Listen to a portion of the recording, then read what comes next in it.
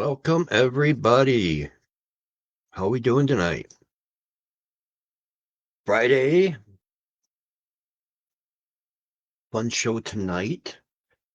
Hope everybody's doing well. Finally, we're into May already. We're getting into Bigfoot season, so I thought I would kick tonight off with a little Bigfoot question and answer period. But give people to slide in, and if you have questions, please feel free to put them up in the chat. If I'm answering a different question, we'll make sure we come back to it though, because the show's for you guys. I appreciate everybody that comes in and just likes to listen to me ramble a little bit. Give my thoughts for what they're worth and get to chat with, good people like we've got John in the house. And I know we got Mr. Curtis in here as well. I think he was the first one in. Hello, Curtis. Always good, my friend. It's always nice to see people in chat when I've been other chats and we go back and forth. So to be able to share some live back and forth is always a pleasure.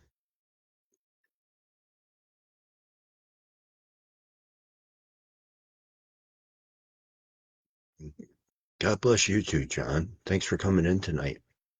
It's a Friday night. People have things to do. So people who see the replay, you know, uh, always feel free. Questions in the comments. It's been a busy week, that's for sure. Work's picking up and getting answers to health questions, things like that. We are still on par to try to pull the Deadpool Wolverine costume off. Made a promise to someone. We're going to do it'd be the only time the kid gets to be able to curse on purpose without punishment because he's going as Deadpool. And I'm going to try to pull the old man Logan off. So that means taking out the white tank top or trailer park trash beater, whatever you want to call it. Russell, how you doing? As I'm answering some of these questions, maybe Russell will chime in too because his experience is, right up there with some of the greats, and his approach to, collecting evidence is second to none, especially as far as historical. Make sure you get Russell's book. I unfortunately don't have a copy sitting here, but um, it's a very interesting read in the historical events surrounding Bigfoot. Tonight, we're going to get into some of the, traditional questions. We'll get into, I did put a post up on my Facebook asking people to put up questions about anything they wanted. And we did get a lot of, the Bigfoot stuff, alien stuff. I'll get some of the minor stuff out of the way. I got people asking, what's the best training program? It's individualized. I could get all scientific and everything, but the best program is one you will stick with. As far as you can make it as real simple as a full body workout, twice a week would be plenty. Even once a week, if you're moving, how do you lose weight? That's another question that just gets asked over and over and over. And while I admire people asking, I've had the same people ask several times. And I love them, and I appreciate the fact that people are willing to respect me to ask me these questions. But when the same person asks you 5, 6 times basically how to lose weight, the answer doesn't change, folks. You're not going to get the magic answer of, pizza and ice cream, video games, YouTube, and all gluttony and consuming. It's just not going to work. Losing weight is basic math. Quit trying to F around with all your bad diets. You've got the whole fasting thing. Give me a break. All fasting is a way to limit your calories. It cuts down your time. And if that's what works for you, stick to it. But the major freaking question, as far as John hit it right on the head, and I'm even going to read it. How to lose weight, move, get off your ass. Exactly. Holly, hi, honey bun. Hi, sweet cheeks. My powerlifting princess. Um, calories in, calories in, calories out equals calorie deficit. You lose weight. Calories in, calories out. In a surplus, your ass gets fatter. Basic math. All done. So, enough of those questions. Let's just, get off that. Haley, how you doing? Appreciate you coming in. The Bigfoot and UFO questions were rampant, and Grizzly gave me a few, and there were some interesting ones. I never realized. People ask me. I really try to be nice, and I always try to be appreciative that people want to take the time, to talk to me about some things. And I've always had the opinion, when people ask questions, oh, I got a stupid question for you. No such thing as a stupid question. If you don't ask, you don't know. But if you get into the world of Reddit, you do find there are such a thing as stupid questions. And we're going to answer a couple of them tonight, just for giggles. Henry, how you doing? I hope the trail cams and everything are settling things down for you. So, we'll get into the more traditional ones first. And again, you know what? I need to find something because I definitely need to put this up because we're definitely going to get into a lot of opinions on this. So here's this. Make sure everybody can read it. And one more time for good measure. Here we go. Opinions. That's all I got. Opinions. I do not have the answers. I don't think most people have the answers because technically these don't exist. Right? But we do have a lot to go on as far as experiences. We have anecdotal evidence. We've got a lot of that. Eyewitness testimony. And some of these questions, like, again, my opinion will be, and, I did, and I'll put up some screenshots too, because I thought it'd be interesting to see what AI would have to say about some of this stuff. And so we'll get into that. I took a few screenshots of that because the rats are interesting and kind of humorous at the same time.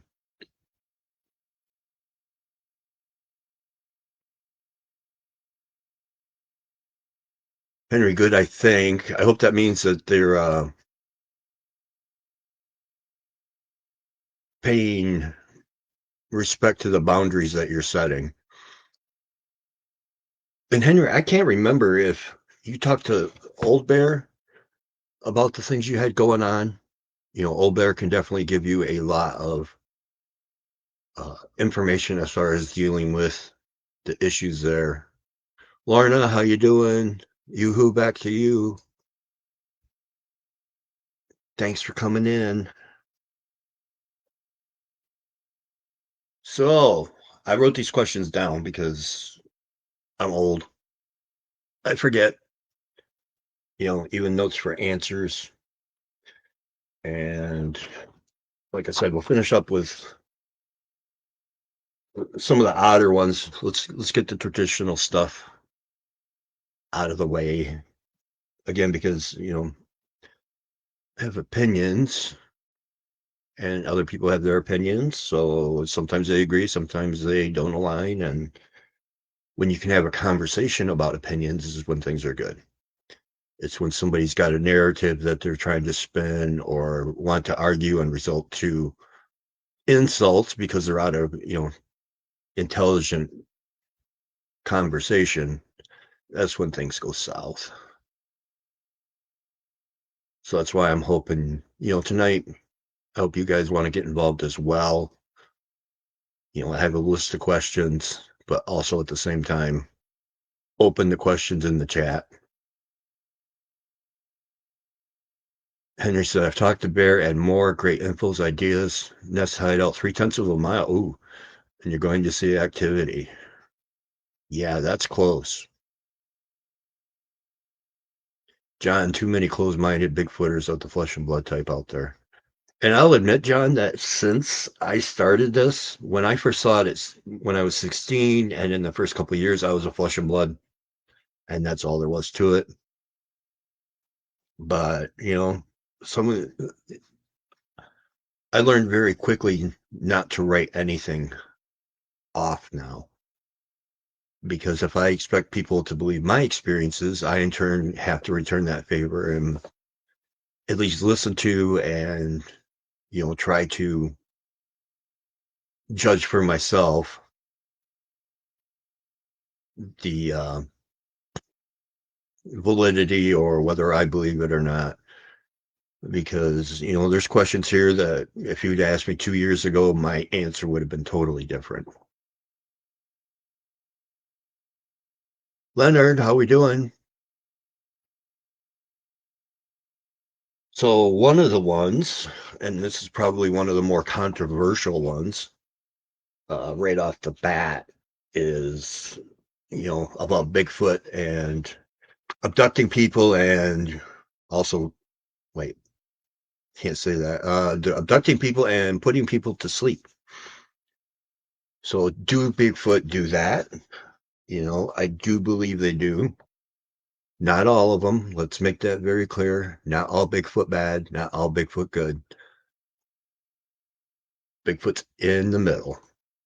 You can have a very nice Bigfoot who just happens to have a bad day, and the wrong human stumbles into the right place at the right time, and bad things happen very quickly. So, but there are examples of it too. So it's just not my opinion that they do it, because there are plenty of times when I've been out, gotten myself into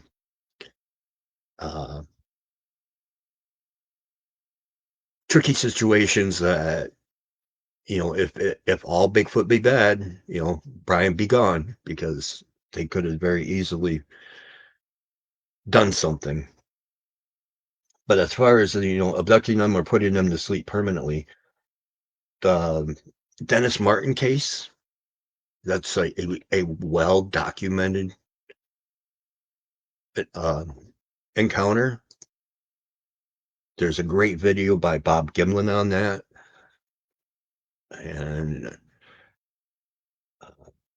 it happened June 14th, 1969. Old Bear and Miss Old Bear, so genuine, yes. Genuine, and, definitely, I'm lucky enough to be able to call friends. But, Linda, how we doing? But Dennis Martin was a kid who was playing in a field. And then one minute he and a couple friends run just out of that sight behind a bush. And then the next minute, little Dennis is gone.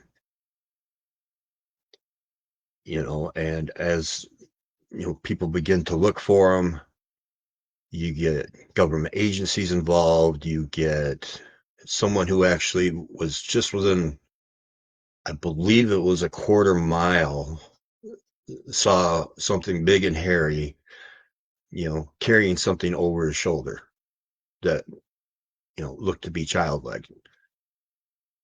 But if you look the encounter up, they keep using the word as, he's missing or he disappeared.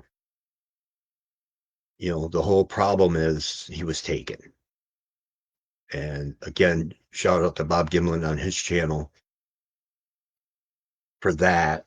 He does an excellent video talking about just how crazy that story is and how well documented.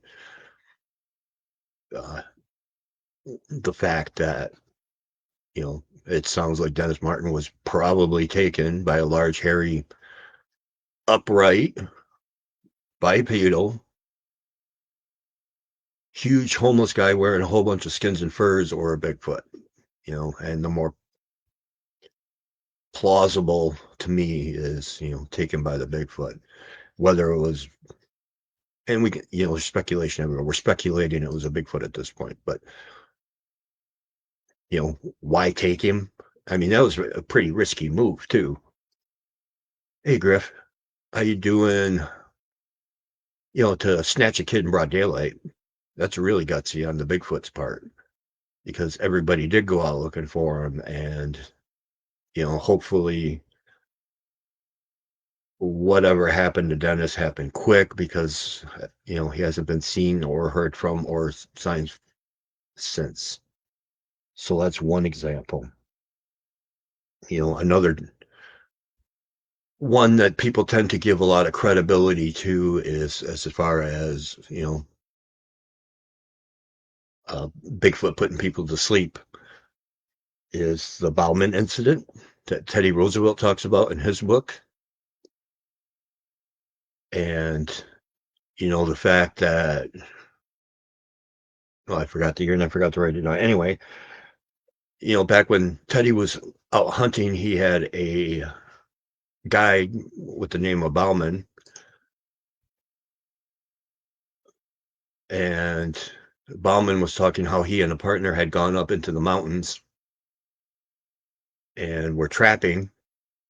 And literally the first night they were there, first day, but they set up their camp, went to lay the trap lines, came back, and their camp was torn apart, mangled. And they even found 18-inch prints that at first they thought maybe a bear had come through. And Bauman's partner kept looking at the tracks and went, this was no bear, this was something else, because they were human tracks, but they were way too big to be normal. And plus, they were in the middle of nowhere. They were miles, and even had to basically park the horses and walk into the dense forest on foot because it was too much for the horses. And then that evening, they saw something staring at them from across the river and took a couple shots at it, and it ran up the hill screaming and, scared, obviously, Bauman and his partner to the point where they took watch. The next day, they kind of brushed it off and decided, to stay, and came back in their tramps. Hey, Katie, how you doing? And so when they came back, camp was trashed again, except this time there were tracks all over. So it was intentionally leaving tracks at this point, destroyed the camp to make a point. Long story short, they decided, you know what? We're going to go get our traps. We're going to leave and we're out of here. They were going to stay together. They stayed together, realized they had one more line, and decided, yeah, they were leaving, but they were probably just imagination running away with them. And so what happened was Bauman's partner went back to camp. Bauman had they caught a couple beavers, so he had to skin them and take care of them. And on his way back, it was getting dark. He was gone much longer than he wanted to, and got back, called for his partner, didn't see it, and then found his partner with his head turned in ways it shouldn't be, with a huge bite mark on the neck and large 18-inch prints all over, even, stomping up and down on the now non-breathing partner. And Bauman packed his stuff, even in the night, got to the horse and rode all through the night to get away. So there's another pretty well believed incidents of, Bigfoot unaliving people. And then as far as abducting people, there was a really interesting one that the what was his name? A missionary born in 1805, Elkanah Walker. Elkanah Walker, excuse me. Born in 1805 and 1840s, he worked as a Protestant missionary, and he was working in the Spokane area. And he mentions, hi, Mary, the fact that the Spokane Indians had, we're talking about a race of people who lived in a particular mountain and stayed at the mountaintops, and they would do all their hunting and work at night. Walker thought this was a superstition, but still thought enough of it to put it in his basically notes and biography for while he was doing his missionary work with Spokane Indians. And the name, and if you want to look it up, the name of the book is it's by Elkanah Walker. It was published in 1976 by Clifford Drury, Drury, and it was called 9 Years with the Spokane Indians by Elkanah Walker. So they actually called these another race of people who were cannibals. And keep in mind, this is in 1841. So the Indians were worried about another race of people who lived in the mountain. They would come down in the mountains at night and were able to go up to the lodges that the Indians were in and be able to pick them up, put them under their skins, and get them back to where the giants lived without waking them up, so they wouldn't be screaming on the way back. And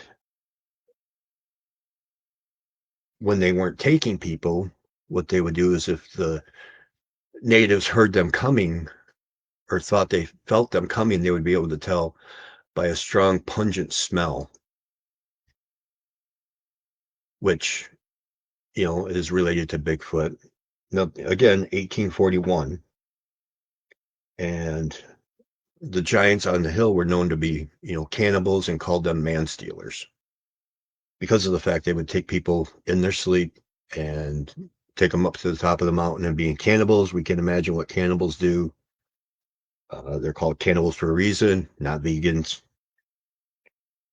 And what the giants would also be known to do is not only take the people, but they would take the salmon out of their nets, eat it raw like a bear would. And if the natives were able to tell because of the pungent smell, and then if they came at night and didn't take anybody, what they would do is they would hear 3 whistles, and then rocks started hitting their houses. So, again, the timeline's 1841. Walker thought this was a superstition because little did he know, 6 years later, after he had published all these notes in 1847, was when they discovered mountain gorillas.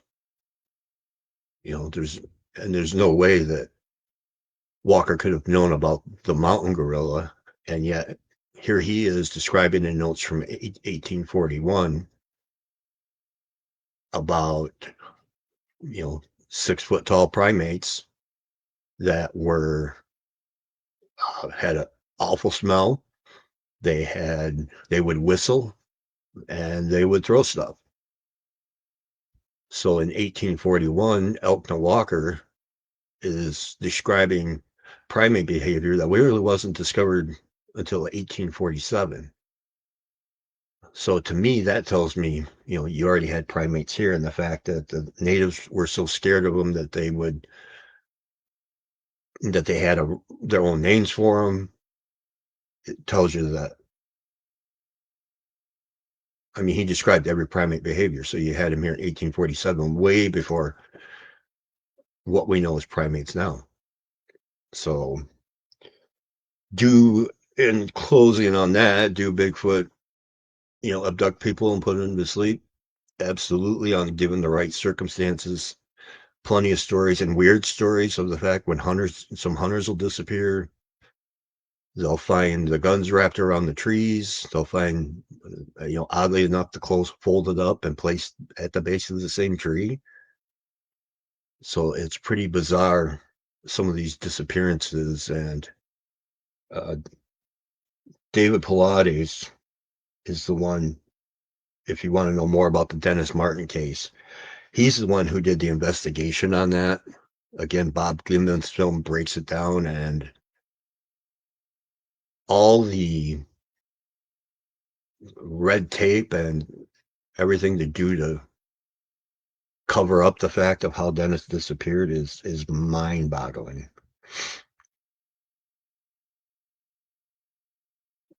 So, in some of the other questions,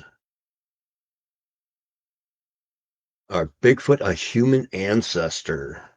This is always a tricky one because, human ancestor that ran off into the forest and evolved into Bigfoot. I don't. That's a tough one. Because before I was just Gigantopithecus, because normally when things evolve, they tend to get smaller. And I know the Neanderthals were pushing big limits, 7, 8 feet tall. We found plenty of giant bones, but to me that says evolution on the downsize because, the environmental and food and things like that, even though it's obviously still in our genetics, because look at basketball players, you're still getting, 6'6", 6'8", with Shaq, 7 feet tall people. So it's still in our DNA for gigantism to occur. But are they strictly a Bigfoot? I don't think so. Or strictly human ancestor. Because if I remember right, the whole genome test came back as a human mother, but unknown father. So they're definitely not just people. Could it be something to the effect of uh, how to correctly, crossbreeding maybe with if Neanderthals and, Gigantopithecus were maybe, two animals are close enough. Most of the time that doesn't happen unless it's, a match. But so is it a human ancestor? I don't think so. I don't think they evolved up.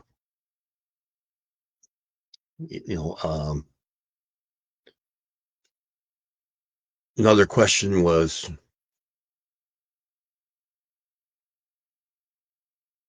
yesterday's Bigfoot tracks disappearing. Now, there's a couple things why I think this can happen, why it does happen. Well, I had it happen to me, where we'd be walking and following some tracks on a pebble road, and all of a sudden it's just gone. It's like I don't think it carefully backstepped every track back up to mislead us. In that case, there was definitely a possibility of jumping up into trees, using rocks as far as, like the Eagle Cam footage from Platte River and Honor. If you want, check that out. That's all over the internet, where the suspected Bigfoot is leaping from logs to rocks and doing anything it can to hide its tracks. But when you're walking through a field and then all of a sudden, uh, you're following tracks in fairly open field or someplace where there's no trees, no rocks, and yet those tracks just stop, where do they go? Again, I don't think they can carefully backstep every track perfectly to try and throw you off. So how does that happen? Jumping into trees would be the first, streams, things like that. And then I know Ron Moorhead is putting forth, you start getting into the quantum physics and quantum mechanics. Are they able to lighten their molecular weight to the point where the trail stops? They can walk without leaving the impressions in the grass. I mean, until one's nice enough to walk up and shake a scientist's hand and say, "Here's what I can do." We just don't know, and we have to guess.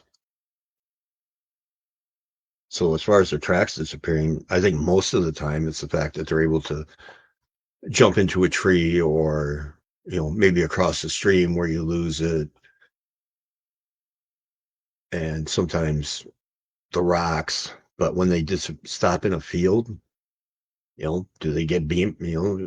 Some of the beamed up by the aliens, or I don't know. There, most of the explanation, do they disappear? Yeah, they disappear. I've seen it myself, and kind of have to wonder. Lorna, I wonder if they kind of brush the tracks away. Lorna, I have actually heard of that locally here in Michigan, where uh, there is a spot on Lake Michigan, and I don't want to give it totally away because it's close to me, and I want to go check it out before a bunch of people do. But if you can get there before sunrise and sit there, when the sun first rises, you can see tracks leading down to Lake Michigan and then leading back into the woods. But at some point, people get hungry or whatever and leave, and they come back and the tracks are gone, and it looks like branches swished across. So, and then I've heard several people tell me that, hey, if you want to go check the Bigfoot tracks out, go here, but you got to get there before the sun comes up. So they definitely could be brushing away the tracks. Foot Clan Bigfoot didn't need no haircut. No, he don't need a haircut. Let that mane flow. Besides that, if he gets mange, then. Which there was a funny encounter. We talk about people interacting with Bigfoot. There's an area that, because one of the questions was, we'll just kind of bounce around here. Our Bigfoot, this one cracks me up. I'm sorry, whoever wrote this, but our Bigfoot scouts sent to spy on humans. Yeah, no, I don't think so. Now, could they be aliens? That's another question we'll get into. But as far as aliens sending them to spy on humans, no. There's actually, this is one of those that I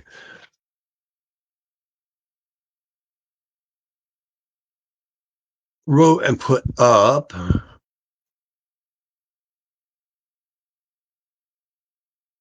Make sure I got the right one here.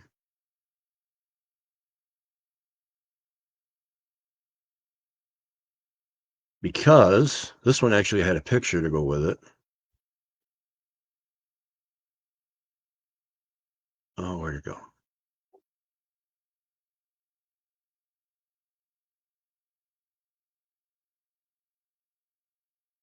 Oh, crop circles the wrong one. Anyway, there was a picture of one of the Bigfoot possibly being an alien, because if you go on a Reddit thread, I do believe it's this one. Supposed to be oops, sorry, sound people, headphone warning. A picture of Bigfoot on Mars. One of the rover pictures is supposed to have taken a picture of a Bigfoot on Mars. So that's pretty interesting. The picture was, anyway. And the fact that as far as Bigfoot being a spy, no. There's no scientific topic explored and documented looks. Some theories express that UFOs might be involved in the transportation or interdimensional aspects of Bigfoot, suggesting they could be linked through portals or energy fields. If you watch the documentary, The Bigfoot Alien Connection, the documentary explores the idea of alien UFO and contacting humans through Bigfoot. So UFOs and other paranormal phenomena. Interdimensional theory. Some people believe Bigfoot could be interdimensional, with glimpses of them in and out of our reality, suggesting cross-dimensional connection. Orbs and portals. Here's where, do Bigfoots use orbs or portals? Some Bigfoot researchers believe that mysterious orbs could be related to Bigfoot potentially acting as a transporter, beams, or portals. And then this is the one we're going to get into, because this one is really interesting. There's an incident in 1973, and I'll give you the background on that. But we'll save that one for a little bit here. Are Bigfoots responsible for crop circles as messages instead, or alien messages? I had never had crossed my mind, and I'll probably forget about this as soon as we talk about it, because to me, this is a reach. I can see, how's a 12-foot monkey going to walk around with perfect dimensions? Now, if Bigfoot's an alien and lands and crafts and walks away from it, and you got Bigfoot tracks, okay, we'll go with that. But according to the AI, when Bigfoot and crop circles are both enigmatic phenomena, they are generally viewed as separate mysteries. Crop circles are primarily understood to be human-made form, art, or hoax. While Bigfoot researchers largely unsubstantiated cryptid, there's no evidence linking them, and most explanations for crop circles involve human activity or natural phenomena. And it goes into a more detailed look. Again, this is the AI talking. The fact that the Bigfoot, there's no substantiated evidence. Bullcrap. There is. Crop circles are, patterns of flattened crops, often geometric and complex. They appear in fields. While some people believe extraterrestrial or supernatural causes, the overwhelming scientific consensus is they are created by humans. Many have been cleared up as been hoaxers. So, and I do remember people walking around, with the string to make sure they stayed in perfect geometric fashion and then stomping the grounds. But some of those crop circles are just amazing. When you get the human ones and things like that. As far as the connection, some individuals speculate crop circles might be related to Bigfoot and other mysterious phenomena, but there's no credible evidence to suggest this. If anybody has ever heard of this, I would love to be able to read about it, because, I think they're two separate entities as well. I mean, we have a hard enough time finding one Bigfoot track, but to go out there and find a Bigfoot crop circle, it seems like they'd be one or two prints as they were walking away from it, maybe.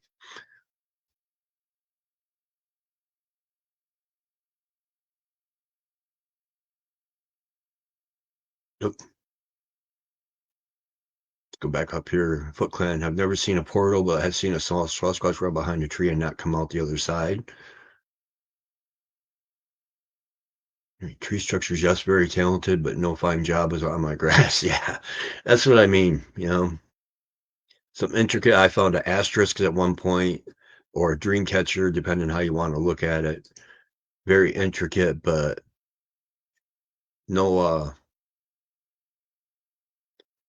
fancy circles in the field and things like that. Like a shapeshifter way transforms, lucky, fast if to change per se. You need to talk about that. Yes, we will talk a little bit about shape shifting, because that is If you're going to use it, use it. And Katie, poof, vanish. Yes, they do. Which was one of the questions. Do Bigfoot cloak or turn invisible? And I used to say no, but then I've talked to people who've had experiences with it, and some decent conversations with people that have also trying to find the one here. Anyway, so as far as them cloaking, I think their hair has a lot to do with it.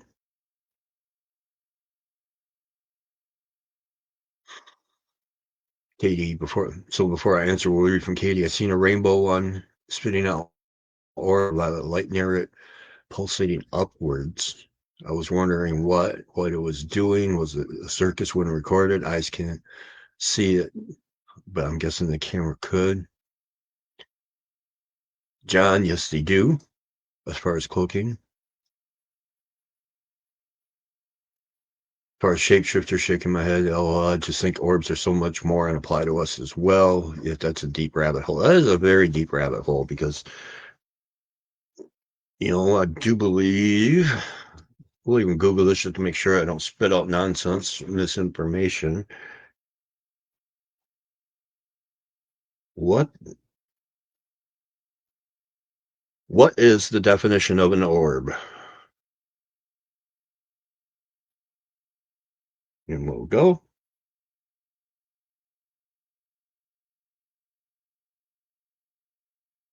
So interesting enough, from Merriam-Webster, synonyms of orb: any of the concentric spheres in old astronomy surrounding the Earth and carrying the celestial bodies in their revolutions. Orb light. Now we're just going into LED and stuff like that. What does it mean when you see an orb of light? Spirit guides. Some people believe orbs represent spirits or guardian angels who are watching over and protecting us. Or as residual energy, might be seen as residual energy from past events, especially in locations with a lot of emotional or traumatic history. That makes sense to me. I do believe in the paranormal, and there is a lot to truth to orbs as far as that goes, as far as, the Bigfoot phenomena. I don't know, that evidence is starting to pile up too.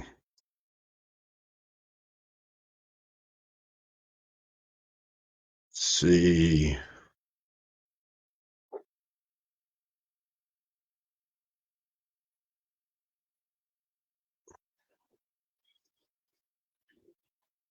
So it's a popular topic within paranormal circles, suggesting a connection between the two phenomena. Again, AI. There's no scientific evidence to support this. It's a topic explored in documentaries, books, and some theories that propose, UFOs might be involved in transportation, orbs and portals. Some Bigfoot researchers believe mysterious orbs could be related to Bigfoot, potentially acting as a transporter for beams and portals. So, do they walk out of portals? You know what? There's been reports of it.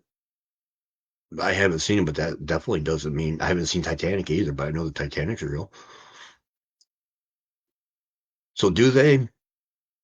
That's a possible. Now we'll get to the alien one because this one's pretty interesting. The fact that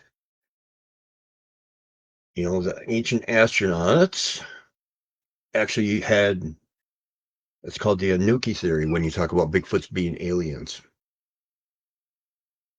Anunnaki theory. Ancient astronauts that were called space gods that were created by a race of giants known as, I don't know if I can say that or not, known as individuals forced to work without wage. I think you can say slave, never mind.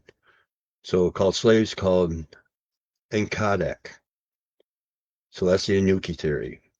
Now, what happened as far as the Bigfoot and alien connection?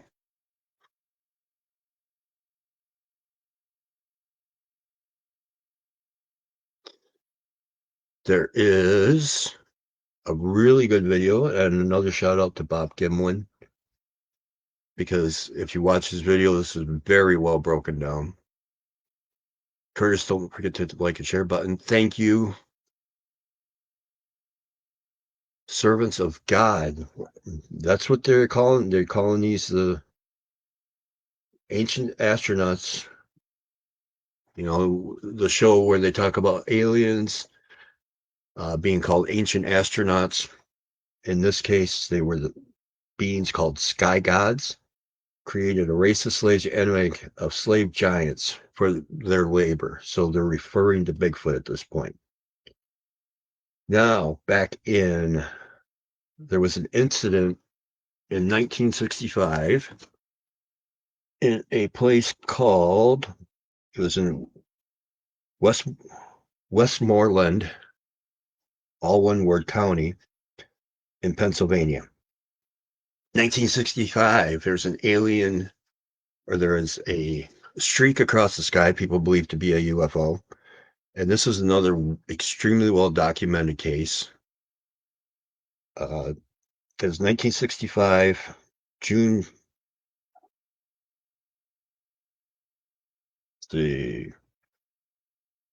Just 1965, but across Canada and across 6 of the U.S. states, something was seen streaking across the sky and crash in Westland Moore County. People who went to investigate noticed immediately that the Air Force was there, the Army was there, men in black or men in plain clothes, police of all agencies, they believe special forces. And not only were they there instantly, they were there for weeks. And they even went as far as anybody who was trying to investigate the area. You know, the locals were Kecksburg. That's where the UFO hit was the name of it. So, but it was in Westmoreland County. So if you look at the Kecksburg crash, you know, it was an egg-shaped object that landed. People were there for weeks at a time. They even hired teenagers to stand at various points. And if anybody pulled up, the teenagers, you know, would give them false directions and misinformation. There were plenty of flatbed trucks seen going in and out of the place. They were going in empty and coming out loaded up. And so not only did they stay there for weeks, you know, cleaning the place out, they maintained a presence in Kecksburg and Westland Moore County for decades, years and decades. And so basically what happened was, because of all the misinformation, a group was formed called Westland County UFO Group. The group formed in 1969 because of all the BS and wanting the truth for the locals. So, but they had no idea what they were about to get into when they opened this paranormal group up. So, Katie, I hope all are open. I've seen a lot of Bigfoots. Not have my ways. All have a common denominator. Mostly, yeah, they are. They are as unique to us all. Yes, they are, Katie. They're all individuals and should be treated and respected as such.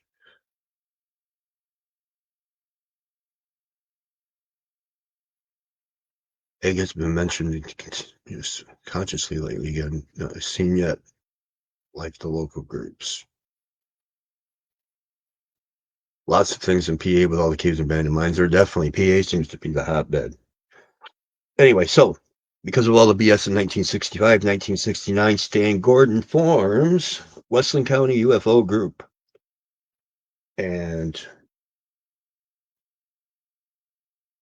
let's see.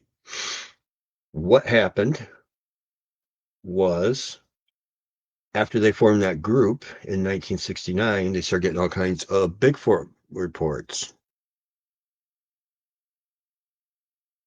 And, they got their share of UFO too stuff, but 1972 really kicked off the Bigfoot activity.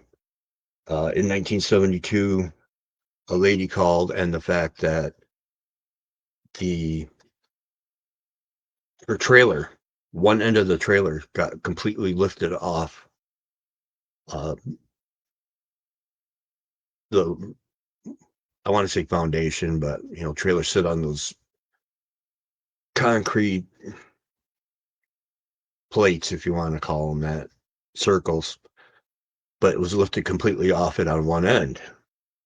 And the Westland County group goes out and investigates, and sure enough, there was evidence that end of the trailer had been picked up, it had been moved, and they had a couple guys try to recreate it, and they couldn't even shove the trailer over.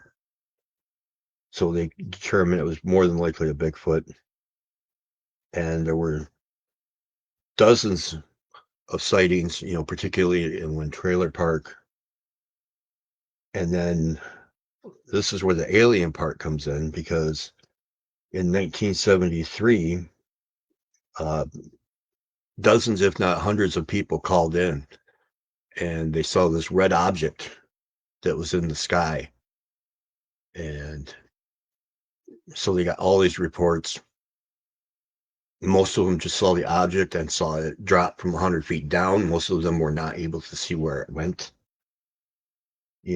But there was a guy named Greg Kowalczyk who got to see a whole lot more than what most people saw, because as he was driving, he was on the road very close to where this thing was coming down,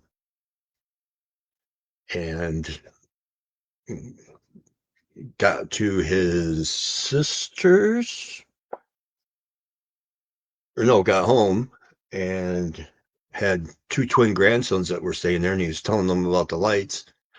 And so the grandkids wanted to go see what the light was, and he wanted to see himself, because huge light coming down and sitting down behind the trees, lighting up behind the trees. He was really curious what was going on down the road from his house.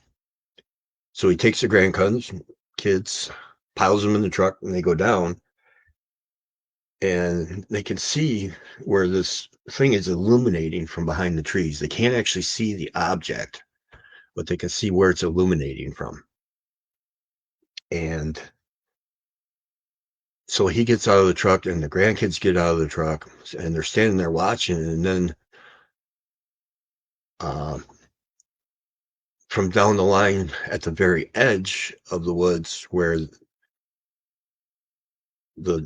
is illuminating, it's glowing bright red, the sky is, there is two objects walking toward him, one incredibly large, man-like, and one much, much smaller. And they're walking down the fence. They're walking not quickly, but not just meandering back and forth either. They're walking in stride with purpose, walking down that fence line toward him. And the fence line was made out of railroad ties. The bigger of the two was twice the size of the railroad ties. The smaller was less than half the size of the railroad ties. So to me, you had a parent, you had a baby. And as this thing is walking toward them, the little one, the big one would walk one rail to the other. The little one would stop at the rail. The big one would give off like a grunt. And then the little one would proceed to the next rail where it basically could hide behind. And, this happened, and they kept getting closer and closer to the guy and his grandkids. And the one grandkid got so terrified that he booked it the half mile back to the house. And the man retrieved his 30-06 pew pew and had a handful of tracer rounds. And as it got closer, he shot a tracer round to illuminate the area over the creature's head.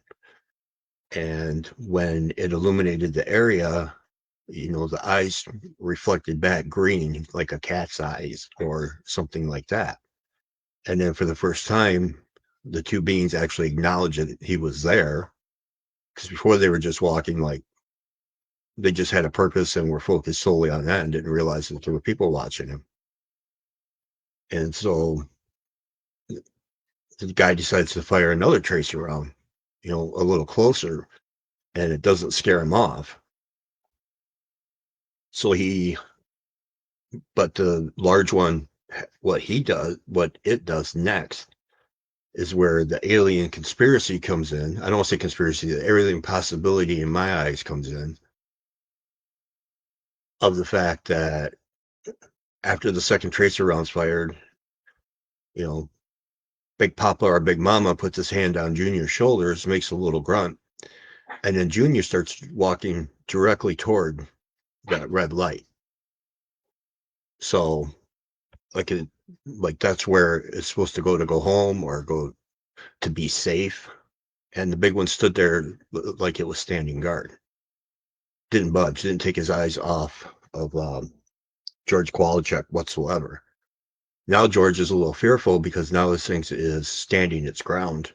And so he takes 3 real rounds and pulls the trigger 3 times, hits the beam 3 times. And so it was like when you shoot water, that kind of a bloop.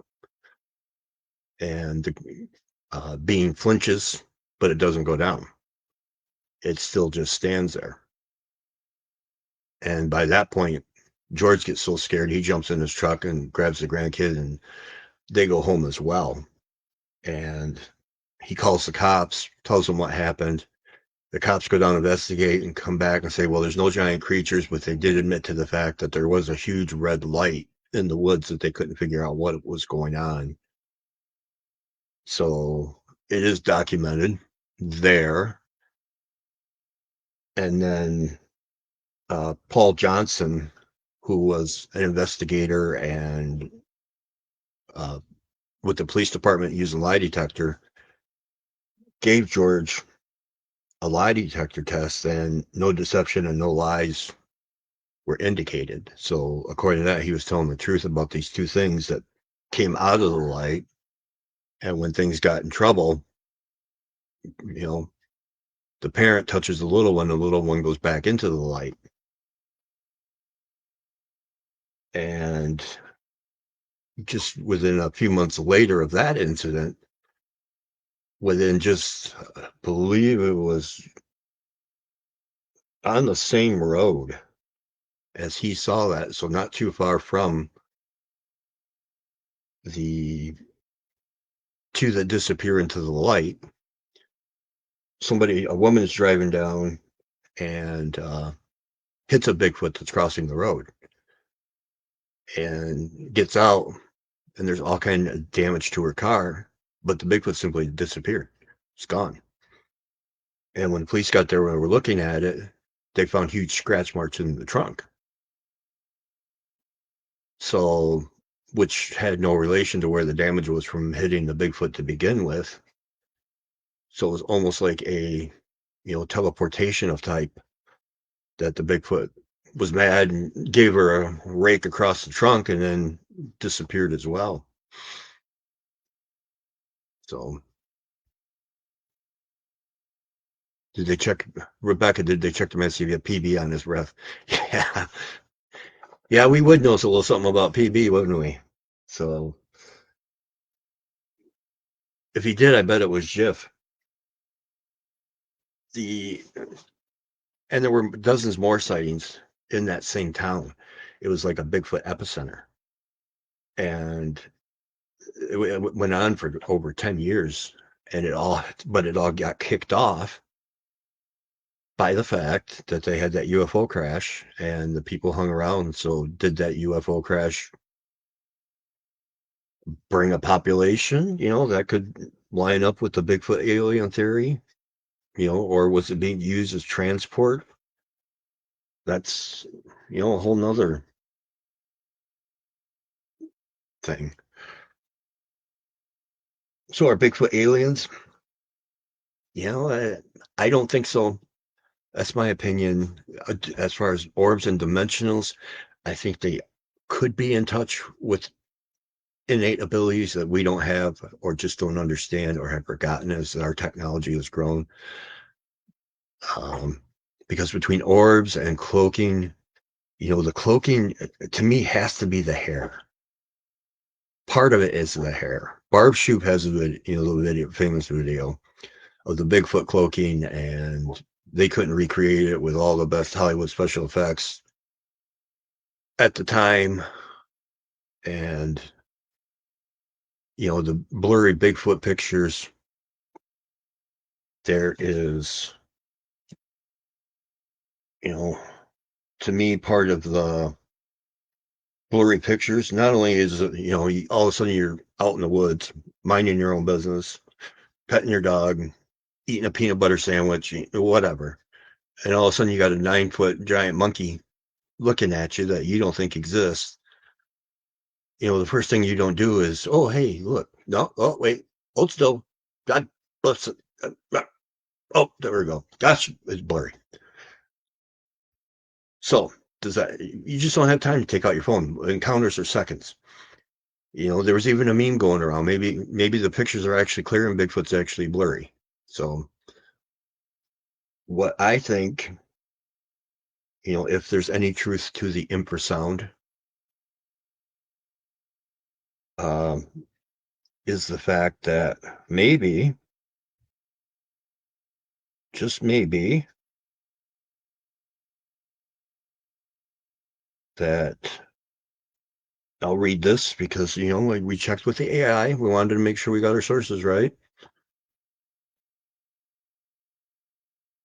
The ones I saw, the eyes went very bright, and I think there was some kind of energy based. And they could be.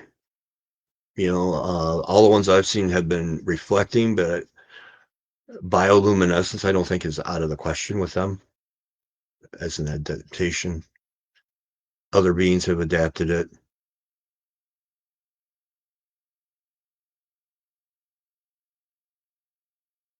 I think you kind of saw them more like the ship with the red light. Yeah. And that's what I think too. I think it was some kind of a ship that emitted a red light, and that's maybe where they came from. Was it a ship or was it an opening to another dimension? That's the other question, because there was no sound to it. And as far as blurry pictures and electronics being messed with, one of the questions was, do they mess with the electromagnetic waves? No, they do not mess with the electromagnetic waves, because I think they meant to say electronics, because electromagnetic waves will actually work in a vacuum, so infrasound won't interfere with it or anything like that. Now, how they do believe they interfere with electronics is if there's truth to infrasound. Here's the more intelligent way of sounding. What I'm trying to get my way here. Christine Murphy, how we doing? I'll get back to these.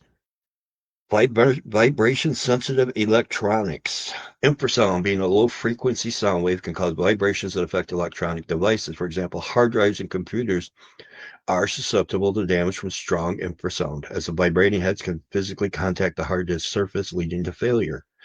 Microelectrical magnetical systems, MEMS, like those found in car airbag systems and smartphones, taking pictures, can be affected by infrasound. These systems are designed to sense movement, and strong infrasound can cause them to falsely indicate movement, potentially leading to malfunctions. Voice controls, hence messing with your recorders. Research has been shown that carefully crafted ultrasonic and infrasound signals can activate control systems, even on smartphones, that could be used to unlock devices or issue commands while interaction. So there's a big fancy way of saying, do Bigfoots are they capable of interfering in it? Yes. All kinds of mammals use infrasounds. Elephants, tigers, something Bigfoot size. I'm convinced, but again, opinions. As a matter of fact, let's show this one more time to reinforce it. We got opinions, folks. Don't take anything I say as gospel. Please just take it and think about it. That's all I can ask.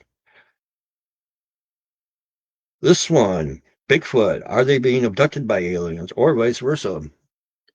Are Bigfoot abducting? Well, if you're an alien, I don't think you're abducting yourself. And are they abducting Bigfoot? I think all of that probably comes from the shirts you see. I don't think anybody's here. I guess you could think that. Let's backtrack. If people are being abducted by aliens with the theory of they're harvesting cells and eggs in order to be able to create a hybrid alien civilization that can occupy Earth because of the conditions that they need those cells, and they're using humans, why not use a Bigfoot that is so much bigger, so much stronger, and so much able to survive in nature than what we are? So, first you have to believe if there's a human alien connection. And if you believe that, which I do, then maybe you can make that leap to a human alien Bigfoot connection as far as being two separate species and one sucking up the other one to probe it and get cells and make it so it can last. Their species can live here. I personally think most of that questions come up from the fact that you see the right here, perfect example. Look, Bigfoot abducted by aliens. This is probably where this comes from.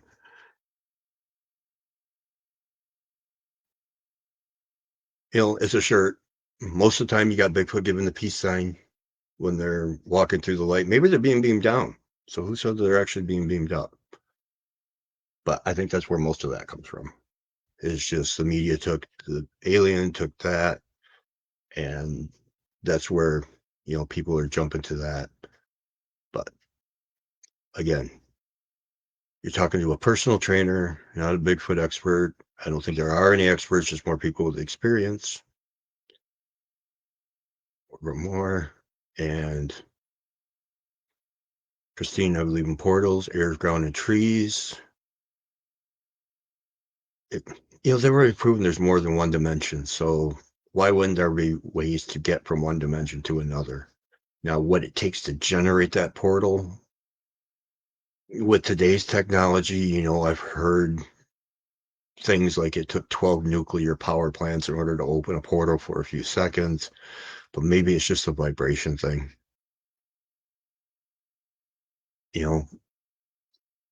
There's too much, it's, if you start getting into quantum mechanics and physics, which is so far outside of my wheelhouse, I might as well be the captain on the Titanic to try to even talk about that stuff. It's pristine orbs have been recorded everywhere. Yep, and there's I've seen a lot of videos with the orbs, so there's definitely something to it.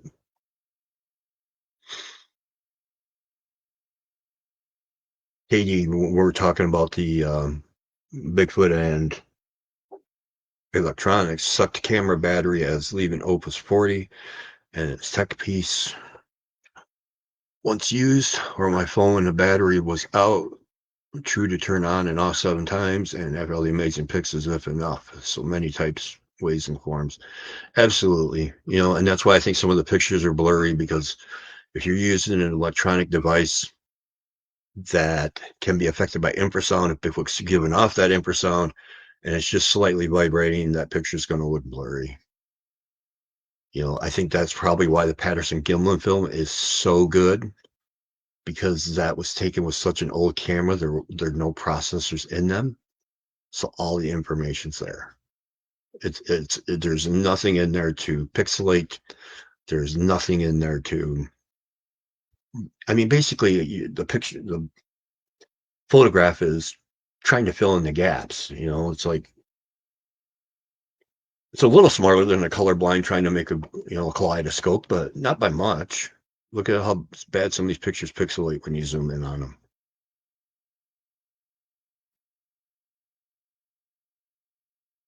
So that's how Bigfoot infrasound, I think, has a lot to do with it. And I think that's why the cloaking works so well, because if the hair is reflecting the sunlight or the ambient light from around it, think about it. If it's vibrating, that's where you're going to get that shimmer. That predator-esque shimmer, because you're using the infrasound. You're not going to get a good picture because it is vibrating and you're getting a picture of a moving object. There are ways to use energy that we couldn't even think about yet. Oh, totally. And with what the military, from what I understand, what we use now, the military is basically 20 years ahead. So if you can imagine what your cell phone is doing right now, and with the advancement of tech, we have put more tech out in the last 20 years than we have in the past 100. So the advancement of technology is proceeding at just an astonishing rate. So think about your phone being 20 years old. That's where the military is. Henry Alpha, hard to handle critter 600 to 1,000 while try moving a cow. Yeah, exactly. You're not going to move it if it doesn't want to move. Exactly. John, life is energy based, and they've kind of even, in rudimentary ways, proved that the soul is energy, and energy has weight, which is why people lose anywhere from a quarter to 4 ounces when they pass away. It's, the soul leaves the body. Twisted living trees around here along dirt roads. Absolutely signs that, potential Bigfoot activity. Christine lives in Michigan, and so do I, so I can empathize with, all that as far as them marking their territory, if you will. So, anybody else have questions while I'm trying to find the next one on here? We already answered ancestors, again, well, kind of. Some of these questions we didn't answer. We're just reiterating arguments, but something to think about.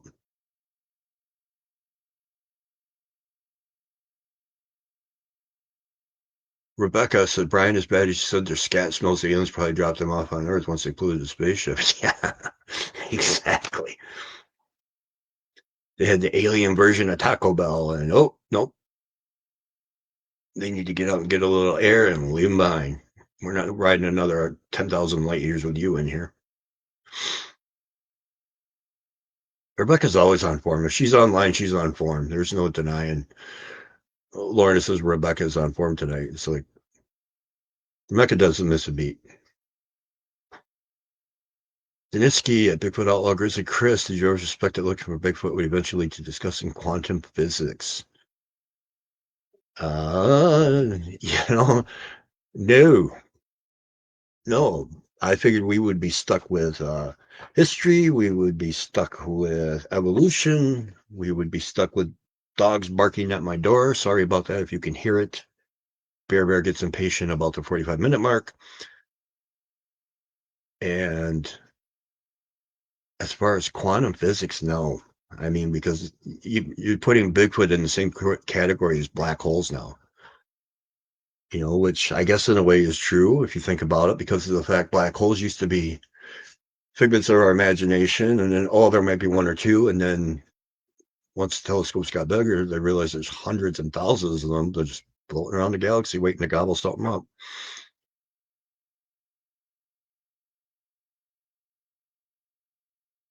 Henry, number 2, had tips of hair shine with white from the headlights from the truck 1 foot away from the mirror. Yeah, I think their hair's translucent. I think it's like a polar bear. There have been some samples submitted from proposed Bigfoot that were hair from said subject and translucent on the ends. Actually, it was translucent on near the follicle and then also on the tip. In the middle was like a brown, that particular sample. But I think the person would explain why you get into the Paul Freeman footage. Let's go there. That's a footage that is so underrated. I wish somebody would give that film some love. If somebody on here is a friend of MK Davis, or I know MK's starting to look into it, or the people who did the Patterson Gimlin film, please give the Freeman footage some love. I think that film has got a lot to offer. Again, an older camera that wasn't digital. It didn't have microprocessors, trying to fill in the gaps from stuff. Another one that the information is just there. It's unfortunate that certain people are gone when these films are finally, given the credibility and the recognition that they deserve. Luckily Bob Gimlin's still alive, uh, to be vindicated, because Bob Gimlin, everybody knows, took a whole lot of, pardon my language, but a whole lot of bullshit over that film, to the point where he wished he'd never seen it at one point. And now that more and more are coming out to show that the film's legit, Bob wasn't lying. He's finally being given the respect he deserves. Unfortunately, Paul Freeman will never see that kind of,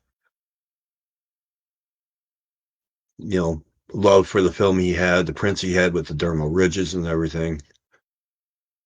So that's sad. I guess his kids can rest easier knowing that, their dad was proven not to be loony, especially when he had, like, the Patterson Gimlin film. Nobody talks about the prints. Everybody talks about the film. But you got to take everything in context. It's just like, answering some of these questions. You got to take things in context with all the information that's there. I can't just have my opinion. That's because I didn't believe in Bigfoot's coming out of orbs just because I hadn't seen it. There's a whole lot of people out there who have seen it, have seen things related to it. So, kind of makes me change my mind that, yeah, maybe they are able to have some kind of mental ability where they're able to change that vibration. Again, kind of getting into quantum physics, change their vibration enough for the tracks to disappear, maybe change their vibration enough for the portals. And maybe that's where the tracks go. Maybe that's why they disappear. They tapped into that portal. Thinking about that, just sitting here running my mouth, lots of ways that could transpire. But, and, these questions have been fun tonight. So kind of a learning experience, as far as I would have never come up with our aliens abducting Bigfoot. Or what was another one I saw that was kind of crazy? Let's find out together. Questions about ancient, that one was answered. Are Bigfoot a type of ancient slave? I don't think so. I think they've been here longer than we have. So for them to, they weren't slaves for us. They weren't slaves for humanity, unless the government's working on it now, which we all know. I'm sure the government was open and honest about the fact of anything. But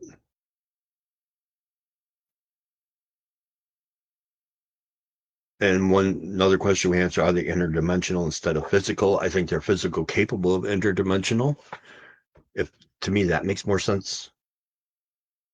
I don't think because they have to have weight, they have to have matter in order to leave prints. The question I have as far as bouncing back and forth through dimensions: are they actually entering a dimension, or are they entering a portal to someplace else on Earth in this dimension? That's what I think is more likely happening. More of a teleportation type of thing. I don't think they're traveling through dimensions. I think it's a teleportation type. It's just not a beam of light. It's like walking through the Stargate, because there have been times where it's like you see them bouncing behind trees and they're just gone. And it's a big open field behind them. Where did they go? So I literally think sometimes they can either slip and slide with sleight of hand to disappear. Because what would the point of, if you could travel through other dimensions, what would the point to be to creating a house here and having your kids here? And people are crazy on Earth. Why would you want to permanently stay? I mean, yeah, it's gorgeous, but I guess it would be like someone in Michigan having a home in Florida. You go down there when the weather sucks here and enjoy the sunshine in Florida. So I don't, interdimensional, maybe teleportation as far as one place to the other. That's more what I think. Has anyone, oh, here we go. And, has anyone ever seen Bigfoot and UFO at the same time? Yeah. We just went through that whole explanation as far as having that red object drop down out of the sky and the baby actually walking toward it. So,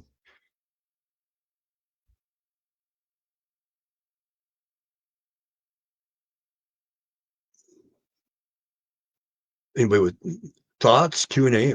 I know we've run over a little bit, but it's an interesting discussion for the most part.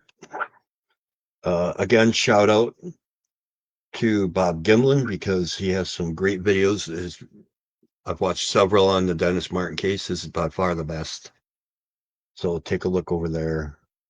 As far as cloaking Bigfoot, if you really want to see a good video, check out anything on Barb Shoot's video.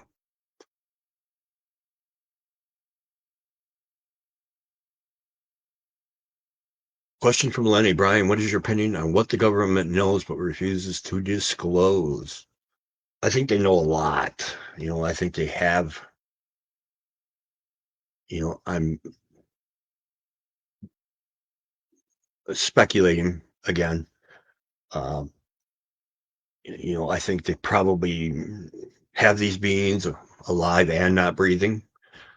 And I think it all boils down to money.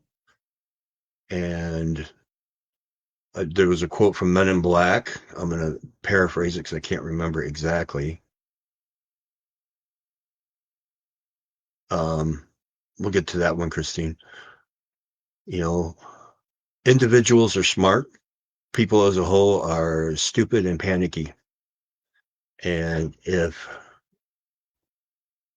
the government discloses that Bigfoot is an actual thing, it is out in the woods, it is something that is there, you'll get your melting pot of reactions. You will get those who will never go in the woods again, which will obviously hurt national parks and their funding. I think there's a lot of there's a theory that seems to be gaining a lot of traction lately is, Teddy Roosevelt made all these national parks. And if you think about it, where do most of the sightings happen that get reported are national parks. So did Teddy know about these things because of the Bauman incident and thus turned around and created national parks so that they had someplace safe, away from us, where we're not going to, certain rules we have to abide by when we go in there?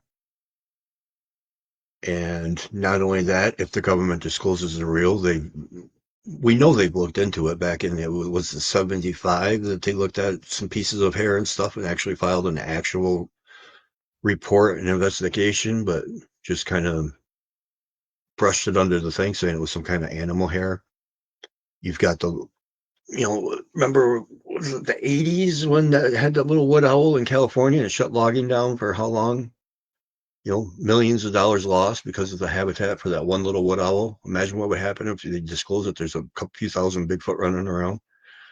And then you get into the whole discussion of, are they human? Are they a type of people? If they're a type of people, what rights do they have? Do they get are they protected by the Constitution if they're a type of people? Freedom of speech, right to live and, prosper and, um, all the amendments apply to them, right to be not off to be put up on a mount on somebody's wall or stuck in a cage for kids to throw rocks at or sit there and point and laugh like we do the gorillas when the gorillas run up to us at the zoo. So if the government lets that out, the change that would have to happen would be just incredibly overwhelming. You know, it would have a lot of people lose money. I think people would wind up getting hurt because people would wind up going into the woods, trying to be the first one to bring one to light, we'll say. And I mean, it happened here in Michigan. They had a big game hunter, and it was on 1,000 Ways to Not Breathe, where they put it was in the Upper Peninsula. They put in a hiking trail next to a guy's property, was not happy about it, fought it, lost. They put the hiking trail in. So in order for him to try to make that trail not popular, he started dressing up as Bigfoot. And as the hikers would come by, he'd run out and go up, and scare the hikers off. And then there'd be all kinds of Bigfoot reports. And he was hoping to be able to do that to the point where they would shut that trail down. What happened instead was a big game hunter, I believe he was from another country. I can't remember if it was Canada or France, but it was a big game hunter, wanted to be the first one to bag a Bigfoot, goes out, wants to do it alive, and looks for the Bigfoot for days, finally catches the guy, and puts an elephant tranquilizer right in his chest. Guy drop, he's not breathing before he hits the ground. So people have already been, won Darwin Awards for pretending to be Bigfoot and then get unalive because of people wanting to be the first one to bring a specimen in. So I think you'll have a lot of that happening. That's why the government they don't want people getting hurt. More importantly, they don't want finances getting hurt. They don't want to have to go through protection acts. Just one big headache for them, and they won't be able to concentrate on lining their own pockets with the money. So how many people find Christine 1921 Murphy? How many people find Sasquatch inside their homes? I've heard of it. They can go through walls. I guess if you believe in teleportation or interdimensional, then they can get in. There was a place in Texas where, what was the name of it?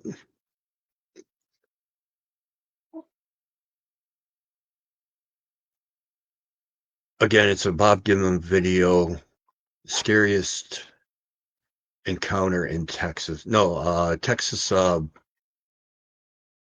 my gosh, now I'm drawing the name. Anyway, it was about a Sasquatch that had interest in a kid in the house and was tapping on the window, and the family took a shot, and then the Bigfoot busted in the house, busted the TV, rampaged the rooms. So I think as far as getting in the houses, they're plenty strong enough to open their own door, make their own door. The problem would be them walking around. They have to be hunched over, most of them, as far as ceiling height and things like that. And not only that, I just think of how big we are, how big our brain is, and then scale that up to anywhere from 7 to 15 feet tall, and then imagine the brain power and you put in all the survival instincts and the intelligence and the situational awareness in order to, they must have to elude us for this long. Getting in people's houses wouldn't be the best idea, because that means more people are going to get involved because we call the police. And officially or unofficially, if it is truly a squatch getting in people's houses, teams come in and they basically just go through and unalive all the squatches in the area because they don't know which one the problem is. So do they go in? I think, yeah, you get your juveniles that, want a piece of blueberry pie or a can of Jif, but they definitely can get in, whether it's just by making their own door or maybe even a little teleportation, who knows? So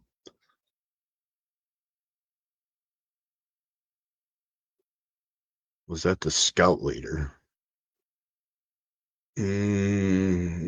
What scout leader? I'm not sure what you're talking about, Henry. There was,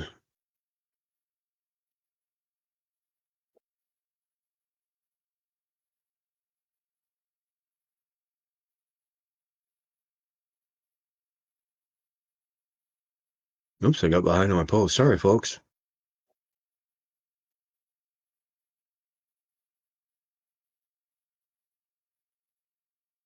Is the Patterson Gimlin film the best evidence of Bigfoot? Because I don't think the scientific community will ever accept that film as legitimate. I believe it's the best. And then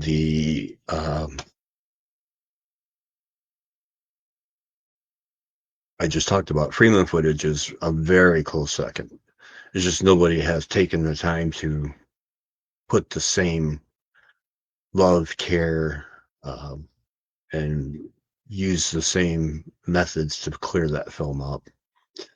Luckily with the camera that Bob Gimlin and Roger Patterson used, we all take for granted now watching the stabilized version. You know what I mean? To watch that film unedited and unstabilized, you can tell there's something there, but it's not like once they stabilize it, it's just amazing. So the fact that the Patterson Gimlin film has withstood, what are we up to now? Almost 60 years. And even with the advances in technology at detecting hoaxes, the Gimlin film has only given up more and more good information. So I think, as far as the scientific community ever accepting it as legitimate, I don't think they'll ever publicly admit it, but they can't deny it either. So that falls into the category of, when they study the film, the big question is who's studying the film and who's paying for that study. Because if somebody says, I want you to study this film and find the hoax, you've already tainted it.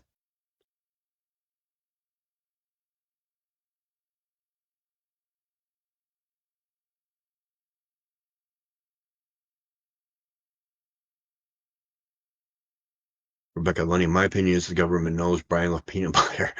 They didn't disclose that they are the ones emptying the jars. Yeah, that could be too. According to the Michigan DNR, it's the bears. So I'm dealing with the bears. It just happened to be, according to that 23-inch track, 14-foot bears that have thrown rocks and whooped and brought things back to me. So they're very smart men, especially tying a dog clicker to a gate that I lost in the woods for me. Lenny Daniski, as long as there's no official release of what our government knows about these beings, I don't think any evidence will be accepted by the scientific community. I don't think there will be either, and with the way that information is put out and how fast it can be intercepted and taken down now, you're going to have a real hard time getting this thing to be public. Henry S. Just trying to catch them walking in the dark, thermal and night vision, strong flashlights, second mortgage.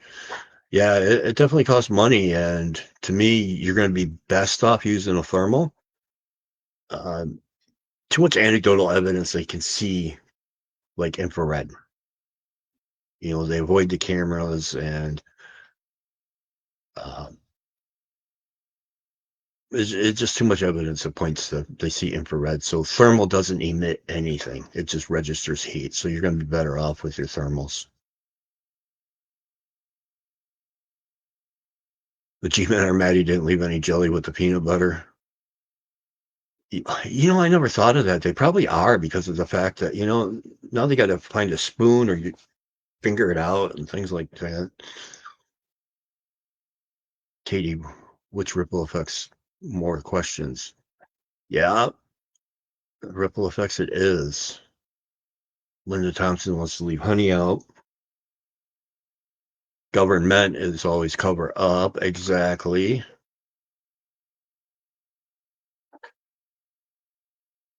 That is, Katie, land related, is I definitely feel that about them as protectors from sort. Yeah, many stories, yet not a Bigfoot one yet.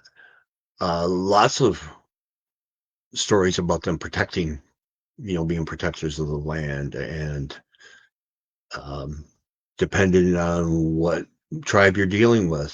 Some, as we saw in Spokane, the people called them, what was it they called them? It wasn't very nice.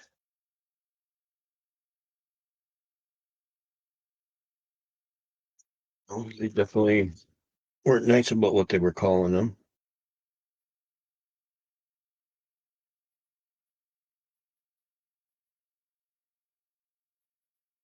In some places they protect the land, but in Spokane, Sarkanak, which meant renegade man, but I think the guy made a misinterpretation of renegade man because everything was primate related, but maybe it was the best term that the people had for them. Henry, the problem with lies is you can't stop. Nope, once you start, you're going to cover them up, just like the whole, not that the government would lie to us. I mean, come on. Or G-men, sorry. YouTube, forgive me if the G-men are paying attention. You have to cover it up. JFK files should prove that. I mean, they just supposedly found 60,000 more files that just mysteriously appeared, but now they've got to be examined again before they get released. Holly, there's a lot of people missing in national parks. Makes you wonder if they get taken. I think, yeah, some of them absolutely. As far as what they're taken by, that's the other question. We know bears and stuff get involved. We know people um, disappeared because of accidents, but we also know there, human trafficking, unfortunately, is something alive and well and gaining a lot of traction. So, Christine Murphy, I follow many sites, many Sasquatch inside their homes communicating with them, either as actual audio or mind speak. Yeah, I mean, I'm not going to say anybody's right or anybody's wrong on that. Mind speak, especially people with abilities, when that mind speak happens. Filming, I shake, so tripods and kill mounts. Find a way around. Yeah, Henry, they make GoPros that actually have stabilizers in them. So as you're walking, the picture stays stabilized. So there are cameras out there that have that function already in them.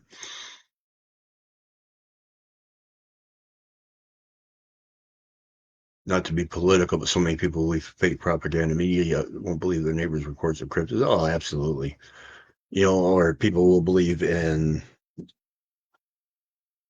ghosts, but not Bigfoot. They believe in Bigfoot, but not ghosts. They believe in South Park is the real version of alien program where the satellite comes out your bum. So, well, folks, we went really late, and I've had a lot of fun, but we definitely got to wrap this up. If you want to have another one of these, hit like, let me know in the comments. because, answering a lot of these questions just turns around and leads to even more questions. And that's the problem with the Bigfoot and UFOs is you answer one and you get 20 more to think on. John, what's your view on Dogman? Oh, view on Dogman. Okay, we'll answer this one.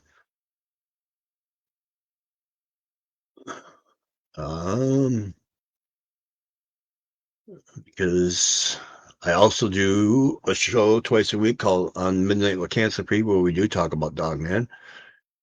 I think they're in a different category. I think they're out there. I do believe they are a much smaller population than Bigfoot. I think there's a lot of misidentification of Dogman with the Gugway Bigfoot that has more of the baboon snout. So I tend to think more of the fact that because I live in Michigan, just down from the national forest, so Dogman is a hot topic around here, and I do believe they're out there, and I got to do it. I'm sorry, but the only problem is there isn't much. It's like Bigfoot was 20 years ago, and the real problem is there's a piece of film called the Gable footage, the Gable film. And to Dogman people, this is the holy grail. It's fake. I'm sorry. It's fake. I hate to say it, but I know the people who did it. I mean, I literally know two of the three people, and it was a hoax. It was done as a April Fool's prank. It got prolonged to Halloween. It was the 7th year. They did it to drum up uh, more hype around the Dogman because of the 7th year, and they didn't do it to make a profit. Any money that was made was donated to charity. And unfortunately, this is one of those things that just won't go away no matter how, the two main characters of that hoax have admitted it. It wasn't because the government got to them. I knew about it before Monster Quest even came. So I'm sorry. That piece, unfortunately, is a hoax. But Dogman, I do believe, is out there. I do not want to see one. My family has had an encounter with one, but I don't want to see one. So that's my opinion on that. Yes, they're out there. Not a lot of them. I believe they go to war with the Bigfoot. I don't think they hang out together. I know some people will say, you know, they do. I don't think so. I think there's a dividing line. Way too many people think that the buddy, and I don't. They may be in the same area, but there's a dividing line somewhere, whether it's a stream, a hillside, a valley, and you stay on your side, I stay on my side. If you come over here, I'm going to kick your ass. And Bigfoot's normally the one kicking the ass. So there's my opinion. And again, just for anybody who's curious,